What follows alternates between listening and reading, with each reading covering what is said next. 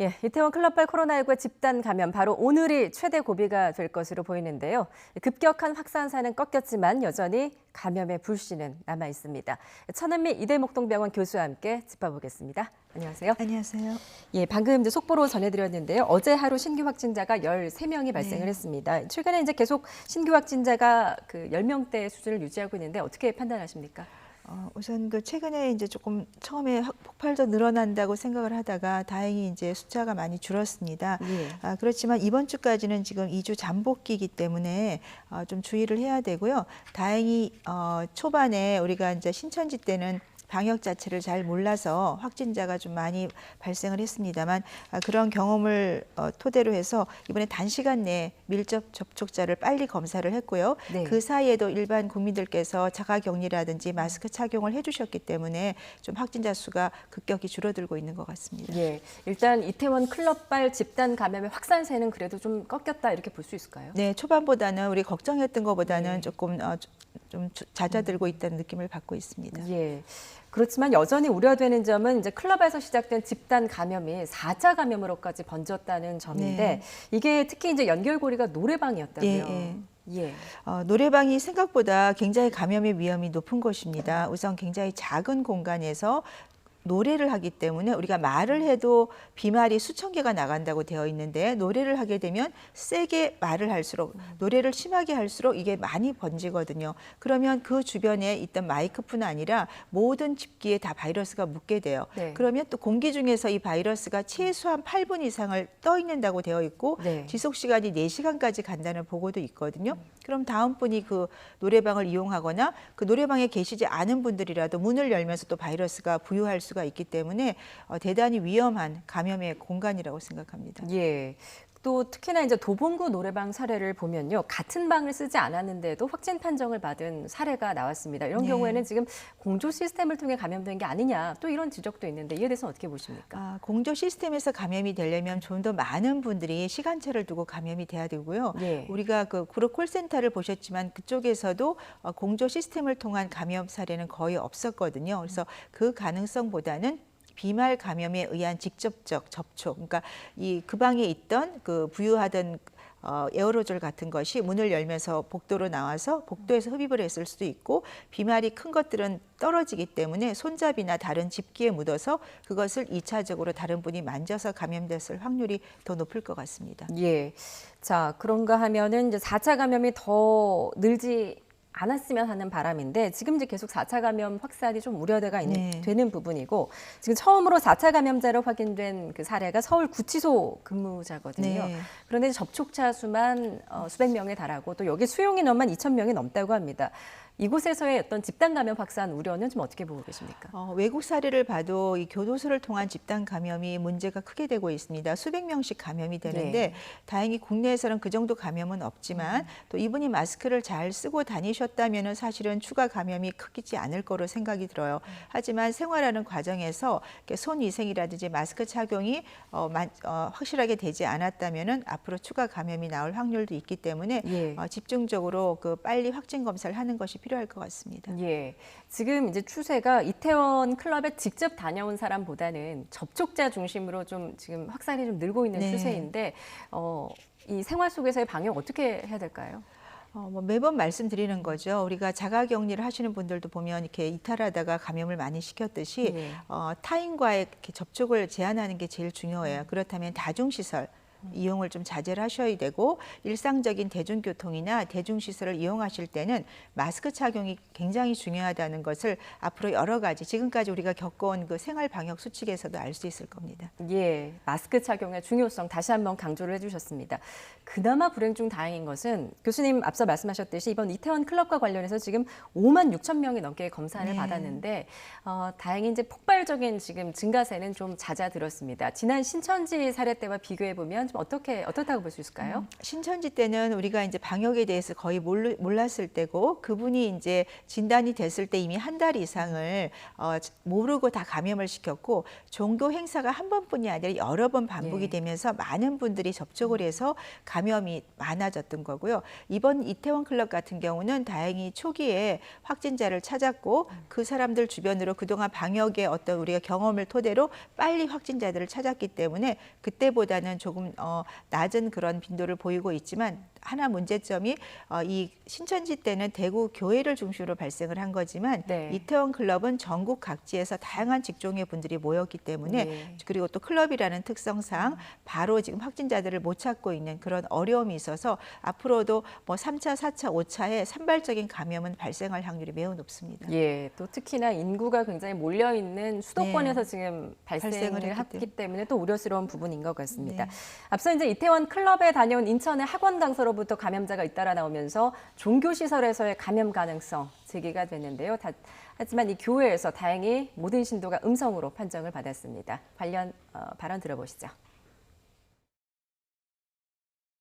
추가로 확진자가 다녀간 인천의 2개의 종교시설의 사례를 보면 발열검사나 손소독, 뛰어앉기 그리고 장갑까지 끼시고 예배를 보시는 등 철저히 생활 방역 수칙을 지킨 덕에 762명 전체 종교시설 관계자 모두 음성으로 검사 결과가 나왔습니다.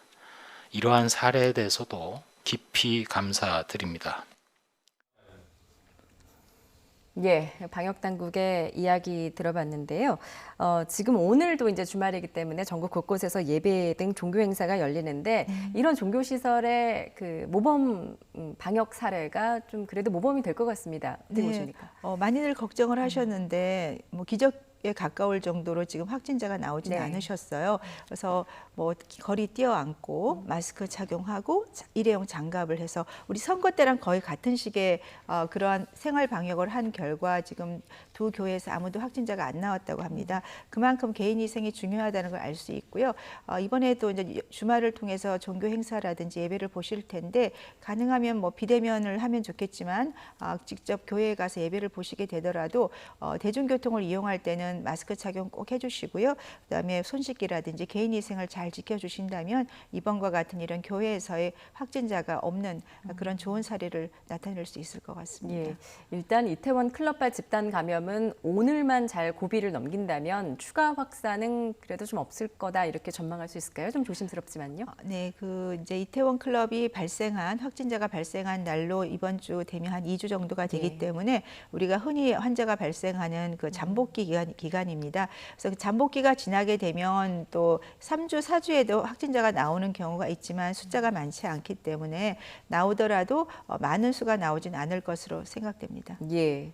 하지만 뭐 이번 이태원 클럽 집단 감염 사태처럼 주말에는 여전히 지금 클럽이나 이런 데 유흥시설에 불야성인 곳이 많다고 합니다. 버젓이 영업을 하는 곳이 많은데요. 관련 발언 들어보겠습니다.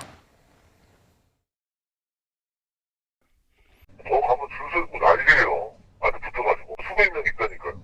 유흥이 문 닫으니까 다 그게 몰려 있는 거예요. 집합금지 명령을 발동한 15개 시도에서는 이를 위반한 20개 업소를 적발하여 고발하였거나 고발 예정이 조치 중입니다. 예. 지금 분위기를 보면은 또 제2의 이태원 클럽발 집단 감염 사태가 발생할 가능성은 여전히 남아 있는데 좀 어떤 점이 우려가 되고 또 어떤 대책이 좀 필요하다고 보십니까? 이렇게 이태원 클럽도 그렇지만 젊은 층에서 증상이 없는 그 무증상 감염에 의해서 접촉을 많이 하시죠. 이런 이제 일반 음식점이나 그런 곳에서도 이제 술을 팔게 되고 그러면서 젊은 분들이 많이 모이게 되는데 사실 식사를 하거나 술을 마시면서 접촉을 하게 되면 감염 위험이 많은 경우가 코로나19거든요. 예. 그래서 조금 식사를 하시더라도 가족끼리 모임이나 소규모로 좀 해주시고요.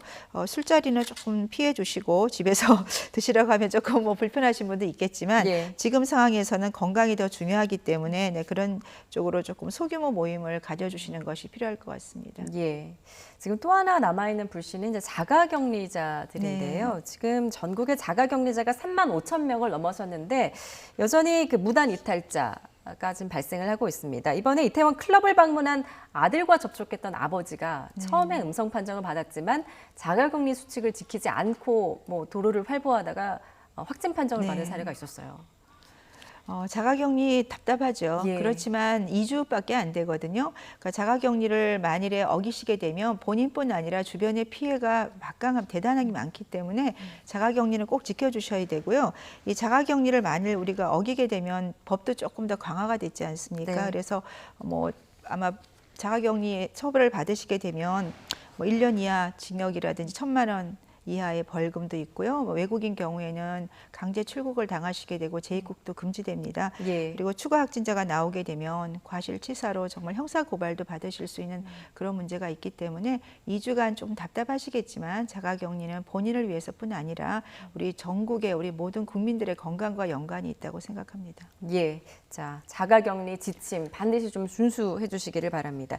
자, 이런 가운데 이제 세계보건기구 WHO가 지금 전 세계적으로 나타나고 있는 그 어린이 염증 증후군, 네. 뇌질이라고도 불리던데 이 코로나19와 연관성을 언급을 했다고요. 네, 초반에는 환자가 많지 않을 때는 예. 발생을 안 했는데 이제 유럽이나 미국에서 확진자 수가 늘면서 아이들이 감염이 많아졌어요. 그러면서 그 중에서 숫자가 많지는 않지만 이 코로나19와 연관성이 있는 다기관 염증 증후군, 그 말은 기관이 하나가 아니라 2개 이상의 기관에서 염증이 생기면서 손발이 빨갛게 붓고 눈도 충혈이 되고요. 네. 그다음에 혈관에 염증이 생기고 심장에 문제가 와서 경우에 따라서는 쇼크로 이제 드물지만 사망을 하고 있습니다. 그래서 이 증상이 고열이 나고 염증 질환이라서 우리가 가와사키라고 많이 알려진 질환과 유사하지만 가와사키는 5세 미만의 아이들한테 많이 발생을 하는데 네. 이 다기관 염증 증후군이라고 명칭된 이 질환은 코로나19의 항체가 있는 경우도 한 40% 되고요. 예. 코로나19 확진 검사 60% 거의 코로나19와 연관성이 많아서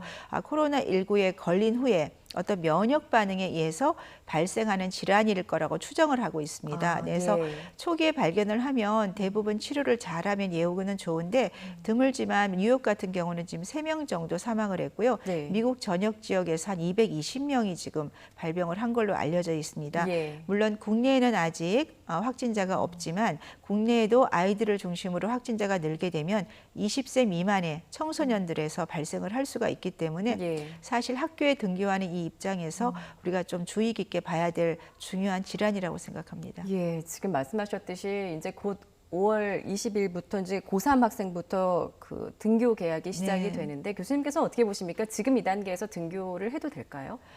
우리나라 입시는 뭐 부모님들이나 아이들에게는 엄청 중요한 네. 문제라 보니까 고3에 대해서는 더 이상 미룰 수가 없다면 네. 정부에서 좀 시간차를 두거나 단축 수업을 하거나 이렇게 해서 저는 계속 중요하게 생각 마스크를 벗으시면 안 되거든요. 네. 그러니까 마스크를 착용할 수 있는 시간이 제한이 있기 때문에 수업 시간을 조금 조정을 해주셨으면 좋겠고 그 이외 학년에 대해서는 좀 장기적인 플랜을 가지고 대책을 세워주시면 좋겠습니다.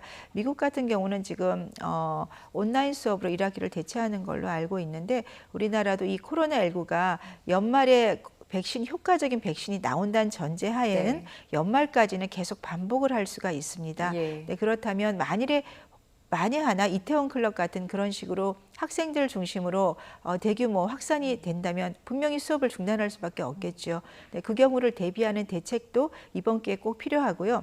한 가지 조금 부탁을 드리고 싶은 것은 이 코로나19 검사가 우리가 유전자 증폭 검사라고 하는 PCR 검사가 100%가 아닙니다. 그러다 보니까 처음에 검사할 때는 음성이었는데 나중에 양성이 나오고 그런 경우가 종종 네. 있죠. 그리고 이 아이들 중심의 다발성 이런 염증 증후군 같은 경우도 항체 검사로 40%가 확진이 되는 경우가 있고 또 우리나라의 면역 반응이 어느 정도인지를 알기 위해서는 항체 검사를 조금 시행을 같이 병행을 한다면 좀 더 확진자를 찾는 데 도움이 될 수 있다고 생각합니다. 그래서 예. 우리나라에서도 빨리 확진자를 찾기 위한 그런 항체 검사를 네. 조금 도입을 하는 게 도움이 될 것 같습니다. 예, 어쨌든 전 국민 대상 좀 항체 검사를 네. 빨리 시행할 필요가 있다라는 진단이셨습니다. 지금까지 천은미 이대목동병원 교수였습니다. 오늘 말씀 잘 들었습니다. 감사합니다.